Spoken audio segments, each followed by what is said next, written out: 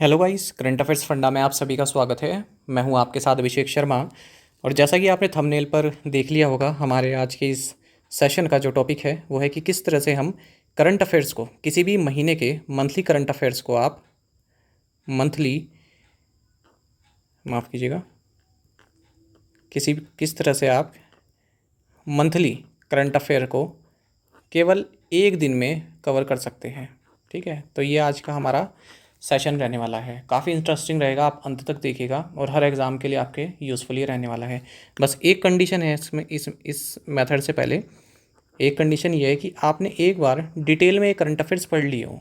Detail में current affairs आपने एक बार पढ़ लिए हो, क्योंकि कई बार क्या होता है ना, जब आपका एग्ज़ाम आने वाला होता है तब आपने करंट अफेयर्स तो पढ़ लिए होते हैं पर आप उसको रिटेन नहीं कर पाते डेटा को। तो वो डेटा को रिटेन तभी आप कर सकते हैं जब आप एग्ज़ाम से एक दो दिन पहले उन पूरे नोट्स को एक बार पढ़ लें। अब अगर आप दोबारा से फुल लेंथ करंट अफेयर्स पढ़ेंगे, अगर आप फुल लेंथ करंट अफेयर्स पढ़ने जाएंगे तो ये तो आपका काफ़ी टाइम ले लेगा। ठीक है, तो हमारे पास कुछ नोट्स इस तरह के रहने चाहिए ताकि हमारा जो इनपुट टू आउटपुट रेशो है वो काफ़ी अच्छा रहे। हम इनपुट तो कम लगाएं, ठीक है, लेकिन हमारा जो आउटपुट है वो काफ़ी ज़्यादा रहे। तो उसी से संबंधित सेशन रहने वाला है। और जो आपका रिवीजन की तकलीफ़ रहती है कि रिवीजन नहीं हो पाता, वो यहाँ से पूरी हो जाएगी। बस कंडीशन मैंने आपको बता दिया, एक बार आपने करंट अफेयर्स डिटेल में ज़रूर पढ़े हों, तभी आप इस चीज़ को कर सकते हैं। इसके लिए आपको पेन और कॉपी की ज़रूरत होगी। आप नोट्स खुद से आपको बनाने, मैं आपको बताऊंगा किस तरह से बनाने हैं। केवल एक महीने के नोट्स, जैसे आपका पेज है ना, एक तो फ्रंट होता है, एक बैक साइड होता है, बस एक महीने के केवल इस पे आ जाएंगे। और जब आपका एग्ज़ाम आने वाले होगा उससे 7 दिन पहले या 6 दिन पहले आप एक पेज को एक दिन भी लेकर चलेंगे, बाकी और सब्जेक्ट में टाइम अपना लगा देना, तब भी आपके करंट अफेयर पूरे हो जाएंगे। ठीक है, रिवाइज आप कर पाएंगे, क्योंकि किसी भी एग्ज़ाम में अगर आप करंट अफेयर्स में अच्छा करना चाहते हैं तो मिनिमम आपको 3 रिवीजन तो करने ही पड़ेंगे, तभी आप डेटा अपना रिटेन रख सकते हैं माइंड में। क्योंकि आपको 6 महीने के तो एटलीस्ट पढ़ने ही है करंट अफेयर्स, और इतने सारे फैक्ट्स हैं, डिफेंस एक्सरसाइजेज हैं, रैंक्स हैं, ये सभी आपको याद करनी पड़ती हैं। तो कन्फ्यूज़न हो जाता है, सभी के साथ हो, कितना भी होशियार बच्चा हो उसके साथ भी ये कन्फ्यूज़न रहता ही है। तो आप इस सेशन को अंत तक देखिएगा, बहुत इंटरेस्टिंग रहने वाला है आपके लिए, और आपको जानने के लिए काफ़ी कुछ मिलेगा। ये जो मैंने साइड में खोली हुई है, ये हमारी जून की करंट अफेयर है। ठीक है, ये जून का करंट अफेयर है और 500+ MCQ हम इसमें प्रोवाइड कराते हैं। करंट अफेयर्स फंडा की ये PDF है। अगर आप चाहते हैं तो लिंक आपको वीडियो के डिस्क्रिप्शन में मिल जाएगा। तो बिना देरी किए जल्दी से इसको शुरू करते हैं सेशन को। तो देखिए, सबसे पहले आप ये जानिएगा, आपको क्या करना है। अपनी एक कॉपी में अलग एक सेक्शन ये बना लीजिएगा। यहाँ पर तो मैं आपको एक लाइन ड्रॉ करके बता रहा हूँ। ठीक है, एक लाइन मैं आपके लिए ड्रॉ कर दे रहा हूँ, पर आपको अपनी कॉपी में एक अलग से डेडिकेटेड पेज रख देना है। और वहाँ पर एक पोर्शन आप डिफेंस के लिए रख देना, एक पोर्शन आप रख देना डिफेंस के लिए, और एक पोर्शन आप रख देना रैंकिंग के लिए।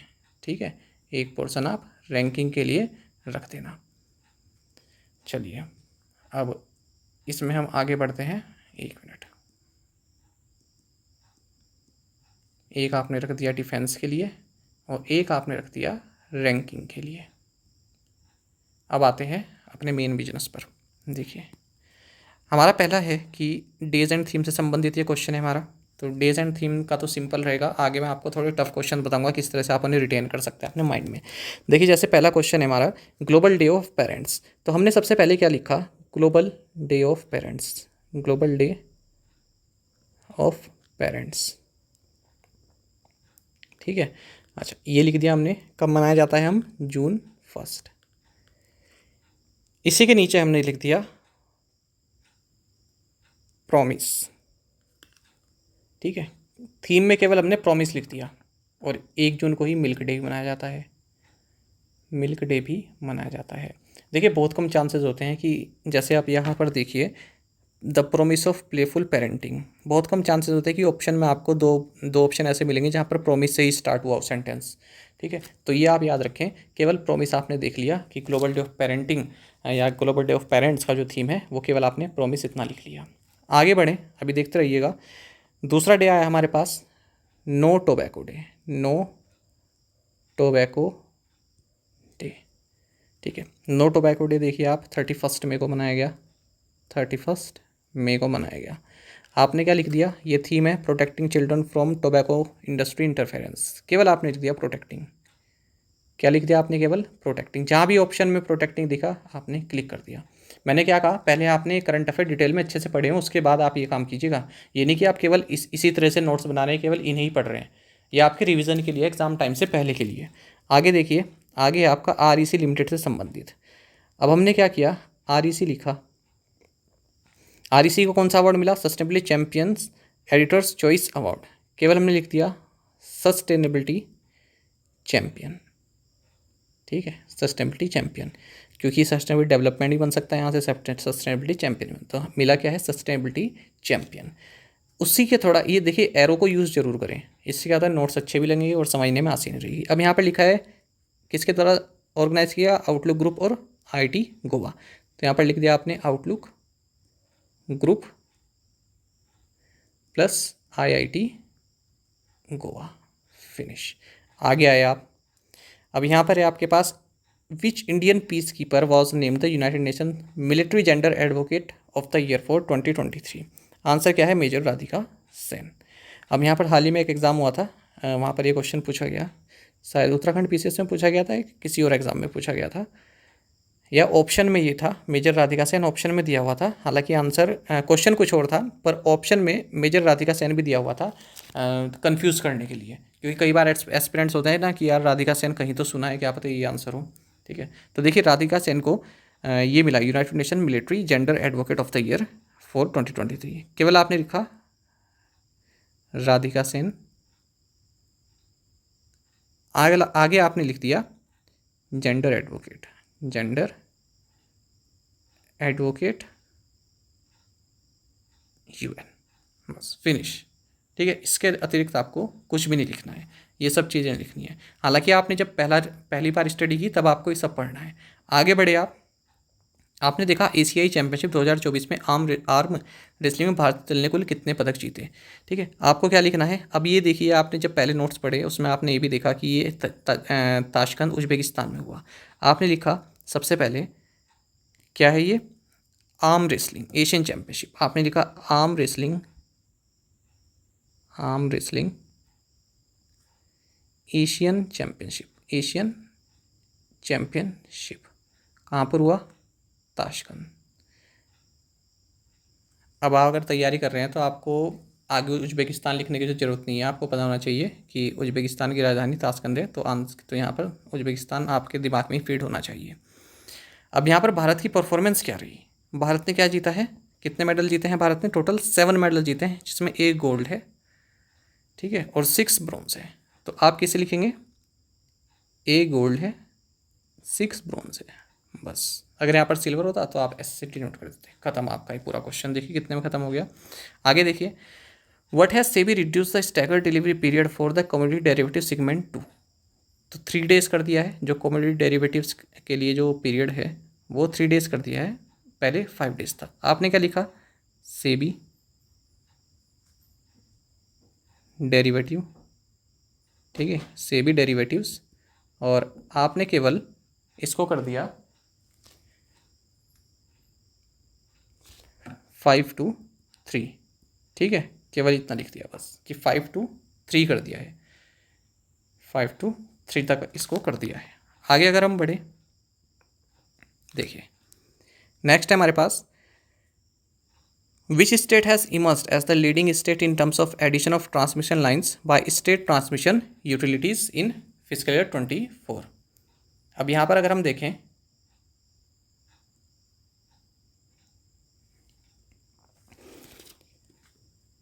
तो यहाँ पर देखिए कि which state has emerged as the leading state in terms of the addition of transmission line by state transmission utility fiscal 24।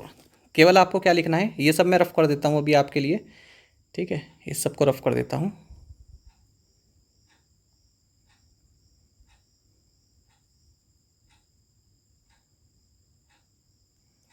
देखिए, तो आपने क्या लिखना है? केवल उत्तर प्रदेश, यूपी और ट्रांसमिशन लाइंस फर्स्ट, बस खत्म। इतना ही लिखना है बस रिवीजन नोट्स के लिए। जब आप इन चीज़ों को बाद में पढ़ेंगे ना एग्ज़ाम के 1 हफ्ते पहले, तो आपके दिमाग में एकदम रिटेन हो जाएगा। इवन आप जो इसका एक्स्ट्रा चीज़ें हैं ना, ये भी आपके दिमाग में रहेंगी कि हाँ इस क्वेश्चन में हमने ये भी तो पढ़ा था।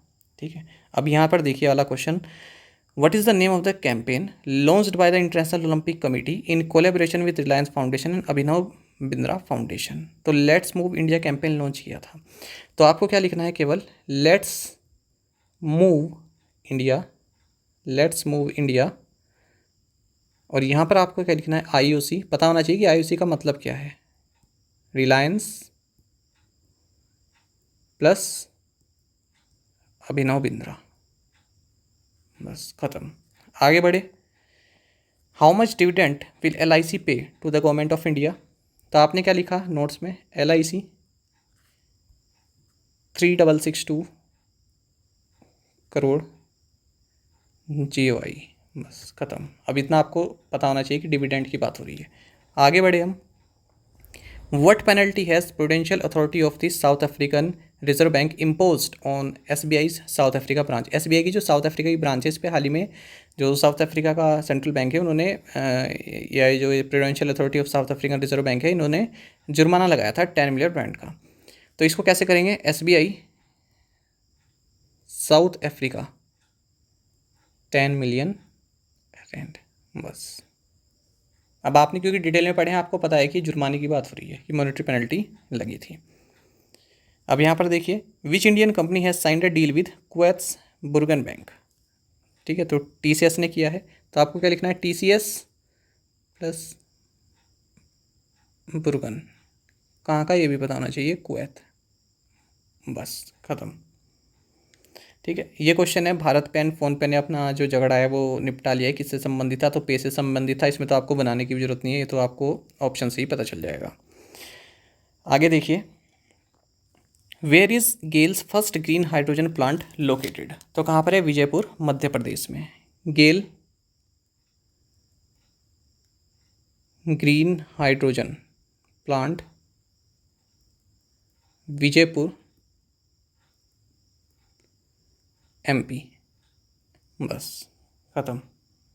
ठीक है, और थोड़ा जाना चाहते हैं तो गुना डिस्ट्रिक्ट, ये स्टेट्स वालों के लिए, जो स्टेट जिनका मध्य प्रदेश स्टेट है वहाँ पर डिस्ट्रिक्ट भी पूछ लेंगे उनसे। ठीक है, आगे देखिए, अभी कितनी पेनल्टी लगाई है HSBC पर, ये तो आपको खुद ही याद रखना पड़ेगा, है ना, इसमें तो ऐसी कोई ट्रिक नहीं होती।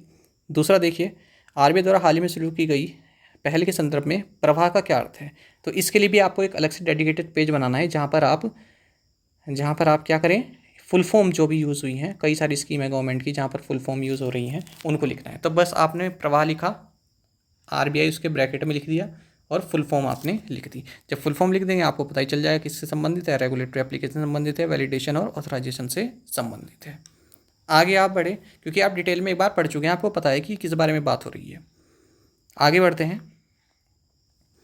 Who has become the first former American president to be convicted of felony crimes. तो ये तो आप बता ही सकेंगे, क्योंकि इस तरह की एक्टिविटीज़ के लिए, नोटोरियस एक्टिविटीज़ के लिए डोनाल्ड ट्रंप ही फेमस हैं। ठीक है, तो इन्हें ही जो है कन्विक्ट किया गया होगा। ये तो अगर आप जब एक बार डिटेल में पढ़ते हैं तभी आपको पता चल जाएगा कि आंसर क्या है। तेलंगाना का नया स्टेट सॉन्ग क्या है, तो ये तो आप याद रखेंगे, जय जय है तेलंगाना, जय जय है ना, ये तो आप उसमें भी सुनते हैं अपने वाले में, जय जय है, जय जय जय है, इस तरह से। अब देखिए, name the Indian startup which launch the world's first rocket with single piece 3D printed engine. तो आपने क्या लिखा, 3D printed engine plus Agnikul, बस। अब क्वेश्चन आपके सामने आएगा, आप समझ जाएंगे कि 3D इंजन की बात हो रही है, किसने लॉन्च किया है, अग्निकुल ने किया है। नाम क्या है इस इंजन का, अग्निबाण, अग्निबाण शॉर्टेड, अग्निबाण शॉर्टेड, बस खत्म। ये सब की जरूरत नहीं, ये सब आपने तब पढ़ लिया जब पहली बार आपने पढ़ा था। ठीक है, तो ये महत्वपूर्ण है, ये बेकार नहीं है इन्फॉर्मेशन, मैं आपको इन्फॉर्मेशन वही बताता हूँ जो आपके काम की है। अब देखिए next question, from which platform was Rudram second air to surface missile launched. तो इसमें आपको क्या लिखना है, रुद्रम कैसी मिसाइल है, एयर टू सरफेस, ये बहुत महत्वपूर्ण है, एयर टू सरफेस। अगर सरफेस टू सरफेस होता तो सरफेस टू सरफेस। ठीक है, फिलहाल क्या है, air to surface. Air to surface कहाँ से लॉन्च किया गया, सुखोई 30 Mark 1 से, बस उड़ीसा। एक तो स्टेट्स के जो शॉर्ट फॉर्म है वो आपको पता होना चाहिए। पंजाब लिख लिया आपने, ठीक है, अरुणाचल प्रदेश लिख लिया, तेलंगाना को आप इस तरह से लिख लीजिए, तेलंगाना, तमिलनाडु, केरल को इस तरह से लिख लीजिए, कर्नाटक को इस तरह से लिख लीजिए। तो इससे क्या है, आपकी नोट्स मेकिंग में काफ़ी हेल्पफुल ये होते हैं।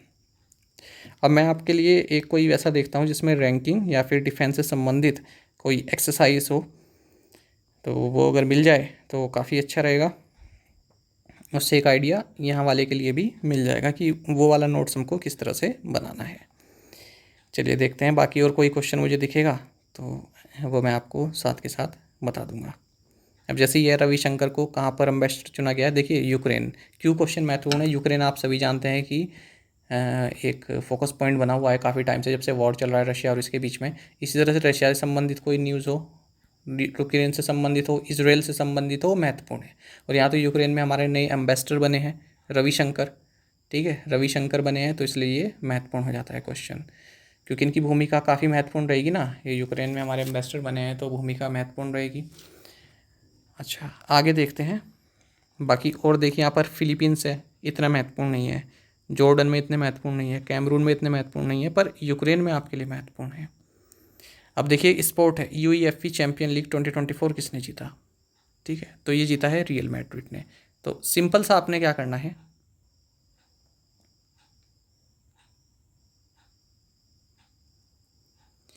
तो यहाँ पर देखिए रियल मैड्रिड, ये नाम याद रखिएगा, द वाइट्स भी बोलते हैं इनको, 15th यूईएफए चैंपियन लीग जीती है।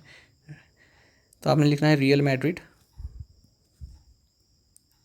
Real Madrid. क्या जीता इन्होंने? यूईएफए चैंपियंस लीग, ठीक है। 15th है ये इनकी, कौन सी है? 15th यहाँ पर लिख लिया। 15 चैंपियनशिप इन्होंने जीती है। आगे बढ़ते हैं। कोई डिफेंस का क्वेश्चन मिल जाए। हाँ, ये देखिए, which countries air force is hosting the red flag 24 exercise. तो आपने जो अलग पेज बनाया हुआ ना डिफेंस का और रैंकिंग का, तो डिफेंस वाले पर जाइएगा और वहाँ पर लिखिएगा यूनाइटेड स्टेट्स रेड फ्लैग 24। और क्या इन्फॉर्मेशन महत्वपूर्ण हो सकती है? इंडियन एयरफोर्स के राफेल फाइटर जेट्स ये सब पार्टिसिपेट करेंगे, तो आपके दिमाग में तभी बैठ जाएगा जब आप पहली बार पढ़ेंगे। 8 राफेल फाइटर जेट्स, ये महत्वपूर्ण नहीं है इतना, ठीक है, पर फर्स्ट बारी में जब आपने पढ़ा तब आपके लिए महत्वपूर्ण रहेगा ये। अच्छा, यहाँ पर देखिए इंडियन नेवी ने भी जो है अपना आईएनएस शिवालिक, ये एक्सरसाइज रिम्पैक के लिए जो है डिप्लॉय किया हुआ है हवाई में। तो कैसे करेंगे इसको? रिम्पैक कहाँ पर? हवाई में हो रहा है आईएनएस शिवालिक। ये डिफेंस के पेज पे चल रहे हैं आपके अलग, क्योंकि यहाँ पर कन्फ्यूज़न होती है ना सबसे ज़्यादा।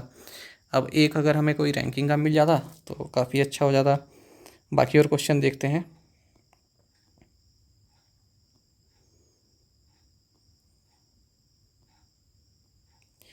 कमेंट बॉक्स में इतने आप बता दीजिए कि कैसा लगा आपको, ये किस तरह से शॉर्ट नोट्स बनाने हैं। देखिए, हो सकता है आप लोग इस तरह से बनाते हो, कई एस्पिरेंट्स बनाते हो, पर कई ऐसे भी हैं जो नहीं समझ पाते इन चीज़ों को, नई नई तैयारी कर रहे हैं, ठीक है। तो ये महत्वपूर्ण रहता है उन बच्चों के लिए, क्योंकि सब एक जैसे नहीं होते।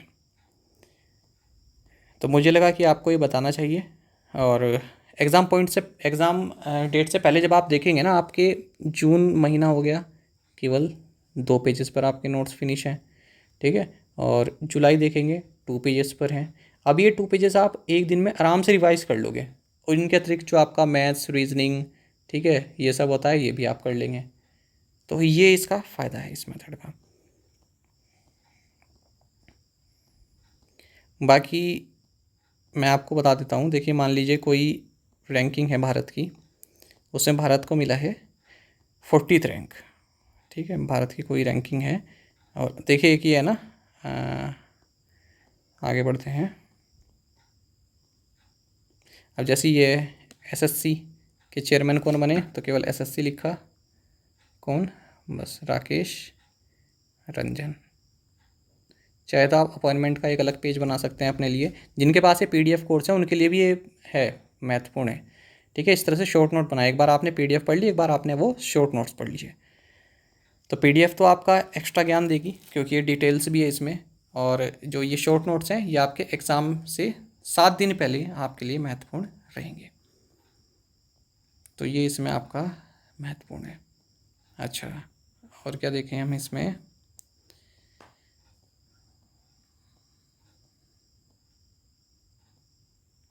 अब देखिए ये है जैसे what percentage of stake PNB sell in Canara HSBC life insurance company. अब जैसे इस तरह क्वेश्चन हो तो आपको क्रम पता होना चाहिए कि हम पहले कौन सा क्रम लिख रहे हैं। ये आपके माइंड में रहना चाहिए कि मैं जब भी लिखता हूँ तो मैं पहले वो वाला क्रम लिखता हूँ जिसने बेचा है, और दूसरे वो लिखता हूँ जिसमें जिस कंपनी में से बेचा है। ठीक है, तो जैसे यहाँ पर है कि पीएनबी ने बेचा कैनरा एचएसबीसी लाइफ इंश्योरेंस से अपने 10% स्टेक, तो हमने क्या लिख किया, हमने किया पीएनबी, एरो के ऊपर लिख दिया 10%।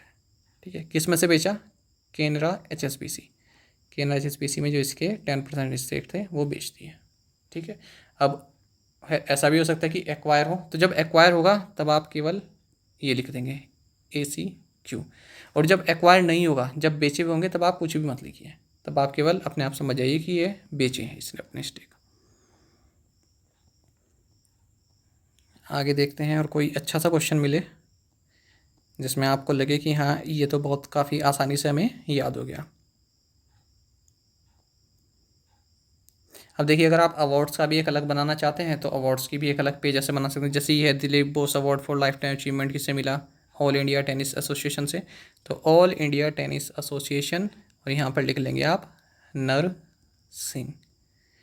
ठीक है, अब आपने ये याद रखने की जरूरत नहीं है कि लाइफ टाइम अचीवमेंट मिला है। ठीक है, बस जहाँ आपको क्वेश्चन मिला कि ऑल इंडिया टेनिस एसोसिएशन और ऑप्शन में देखा नर्सिंग, आंसर सही, क्योंकि लाइफ टाइम अचीवमेंट अवार्ड इनको ही दिया गया है। वर्ल्ड ओशन डे है, इसी तरह से इसका क्या रहा? Awaken new depth. तो आपने लिखा ओशन डे, डेट लिख ली 8 जून, थीम क्या है? अवेकन, बस अवेकन, जरूरत नहीं है यार अवेकन न्यू डेप्थ लिखनी, केवल अवेकन। आ रही बात समझ में?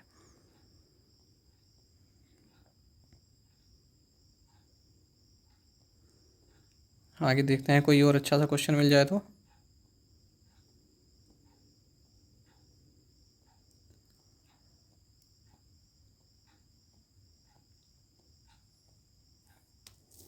चलिए मैं आपको खुद से क्वेश्चन बनाकर यहाँ पर देखते हैं इंडेक्स रैंकिंग का।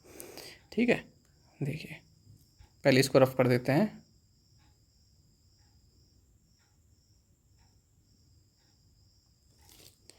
मान लीजिए हमारे पास आया क्लाइमेट परफॉर्मेंस इंडेक्स, हमारे पास आया क्लाइमेट परफॉर्मेंस इंडेक्स। ठीक है, आपको तो अपने पेज में ये लिख के रखना है, जो आपने वो वाला पेज बनाया हुआ ना अपना रैंकिंग वाला। ठीक है, वो आपको अपना बना के रखना है। अब क्लाइमेट परफॉर्मेंस इंडेक्स जब आप देखेंगे तो इसमें आपके पास क्या रहा था? क्लाइमेट परफॉर्मेंस इंडेक्स में ये मेरे ख्याल से दिसंबर के आसपास आपका लॉन्च हुआ था। ठीक है, तो भारत जो यहाँ पर क्लाइमेट चेंज परफॉर्मेंस में भारत की रैंकिंग कितनी थी? 7 थी। पहले मैं आपको बता देता हूँ इंडिया की रैंकिंग कितनी थी, 7 थी। ठीक है, और अगर हम इसकी बात करें कि ये 2005 से लॉन्च किया जाता है। ठीक है, ये आपको जानने की ज़रूरत नहीं है। ग्रीन वॉच एक एजेंसी है, उसके द्वारा इसको लॉन्च किया जाता है, ग्रीन वॉच। एक न्यू क्लाइमेट नाम से इंस्टीट्यूट है, न्यू क्लाइमेट इंस्टीट्यूट। ठीक है, इनके द्वारा लॉन्च किया जाता है। अब इसमें कई सारे मेरे ख्याल से की कैटेगरीज भी होती थी अलग अलग, green house gas emission, renewable energy, इन सब से। तो जो फर्स्ट 3 पोजीशन थी, फर्स्ट 2 3, ये एम्प्टी थी। ठीक है, कोई भी खरा नहीं उतरा कि पहली 3 पोजीशन जिन्हें दिया जाए। फिर फोर्थ पोजीशन पर डेनमार्क रहा, फोर्थ पोजीशन पर रहा आपका डेनमार्क। फिफ्थ पर आपका रहा एस्टोनिया। ठीक है, और सिक्स्थ पर आपका रहा फिलीपींस, और 7 पर अपना इंडिया। तो इस तरह से इंडेक्स चला। अब हमें किस तरह से इसके नोट्स बनाने हैं ये हम देखते हैं। हेडिंग मैंने डाली हुई है, हेडिंग डली रहेगी क्लाइमेट परफॉर्मेंस इंडेक्स। ठीक है, अब देखिए यहाँ पर आपने क्या किया, एरो बनाया, India 7, Denmark 4, no, top 3, ranking ख़त्म है यहीं पर। ठीक है, एक बार आप डिटेल में पढ़ चुके हैं पर इसको पीडीएफ में, ठीक है, आपको तब इतना रिटेन रहना चाहिए कि फिफ्थ पर कौन था, सिक्स्थ पर कौन था, सेवन्थ पर कौन था। रिवीजन नोट्स में आप केवल वही बना रहे हैं जिनका input to output ratio high है, यानी कि आप इनपुट कम लगा रहे हैं, आउटपुट ज़्यादा हो। अब ये तो कम चांसेस हैं कि पाँचवा ही पूछेगा, छठा पूछेगा, फिर भारत का पूछेगा, सातवां, है ना। तो ज़्यादा चांसेस क्या रहते हैं, टॉप पूछ लेता है और भारत की पूछ लेता है, ठीक है। तो इसलिए वो आपने उसमें पढ़ा है जब आपने डिटेल में देखे हैं। इतना हमने पढ़ लिया किसके द्वारा लॉन्च किया गया। अब अगर आप केवल एक दो बार देखेंगे तो केवल आपको जर्मन लिखना है, क्योंकि जर्मन वॉच है ना। न्यू क्लाइमेट लिखना है, न्यू क्लाइमेट, बस ख़त्म आपका है क्वेश्चन। और जो इसकी कैटेगरीज हैं, किन किन कैटेगरीज के हिसाब से रैंकिंग बनती है, ये आपने जब डिटेल में करंट अफेयर पढ़े तब आपने देख लिया, तो उसे रिटेन रखना है। क्योंकि हमारा रिवीजन का पर्पस ही ये है कि हमें कम नोट्स बनाने हैं और आउटपुट ज़्यादा लेना है, ठीक है। तो आई होप आपको ये जो मैंने बातें बताई हैं ये आपको समझ में आएंगी, किस तरह से आपको शॉर्ट नोट्स बनाने हैं और किस तरह से हेल्पफुल रह सकता है। तो कोई भी अगर आपका डाउट रहेगा तो आप प्लीज़ कमेंट बॉक्स में लिखिएगा। और ये अगर आप पीडीएफ चाहते हैं तो लिंक आपको डिस्क्रिप्शन में मिल जाएगा, ठीक है, या फिर फर्स्ट कमेंट में भी आपको हमने लिंक दिया हुआ है, वहाँ पर आप दे सकते हैं। और यदि आप कोई जानकारी चाहते हैं, कोई आपको डाउट है हमारे इस कोर्स से संबंधित, तो हमने अपना पीडीएफ, हमने जो अपना ये व्हाट्सएप नंबर है वो भी आपको प्रोवाइड कराया हुआ है, तो आप उस व्हाट्सएप नंबर को भी देख सकते हैं। व्हाट्सएप नंबर जो हमारा है वो भी मैं आपको बता देता हूँ। देखिए, ये व्हाट्सएप नंबर है 8448169188। कोई भी जानकारी चाहिए कोर्स से संबंधित, इस पर आप कॉल कर सकते हैं या व्हाट्सएप कर सकते हैं। तो इसको सेव कर लीजिएगा आप, और पीडीएफ चाहते हैं तो ले लीजिएगा। एग्ज़ाम आने वाले हैं, अच्छे से पढ़िएगा और इस तरह से नोट्स बनाइएगा, ठीक है।